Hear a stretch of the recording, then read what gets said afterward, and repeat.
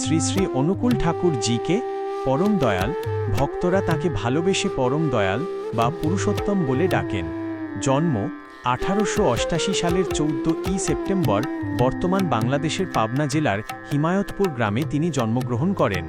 সেবা ও বিজ্ঞান, তিনি পেশায় একজন ডাক্তার ছিলেন, কিন্তু তার মূল লক্ষ্য ছিল মানুষের মনের চিকিৎসা করা এবং জীবনকে সুন্দর করার বৈজ্ঞানিক পথ দেখানো।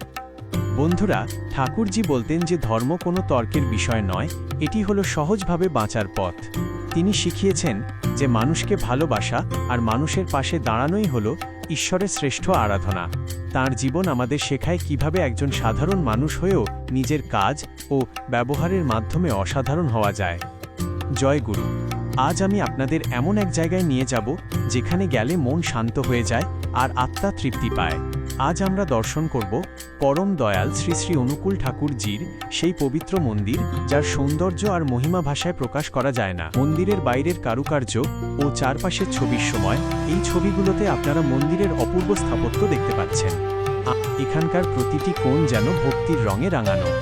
রাত 1টা, রাত 1:45, ঠাকুরজির বাণী ও মাহাত্ম্য, টিচিংস এবং ইম্পর্টেন্স, ঠাকুরজির ছবি ও মন্দিরের ভেতরের ছবির সময় শ্রী শ্রী অনুকূল ঠাকুরজি আমাদের সবসময় যজন, যাজন ও ইষ্টভৃতির পথ দেখিয়েছেন। তাঁর জীবন আমাদের মানবতা আর ভালোবাসার শিক্ষা দেয়। এই মন্দিরে পা রাখলেই ভক্তরা তাদের সব চিন্তা ভুলে যান। এই ছবিগুলোর মাধ্যমে আমি চেষ্টা করেছি সেই ভক্তিপূর্ণ পরিবেশ আপনাদের সামনে তুলে ধরতে। আশা করি আমার এই ছোট প্রচেষ্টা আপনাদের ভালো লেগেছে। আপনারাও যদি ঠাকুরজির ভক্ত হন বা একটু মানসিক শান্তি খুঁজছেন, তবে এই মন্দিরে অবশ্যই একবার আসবেন।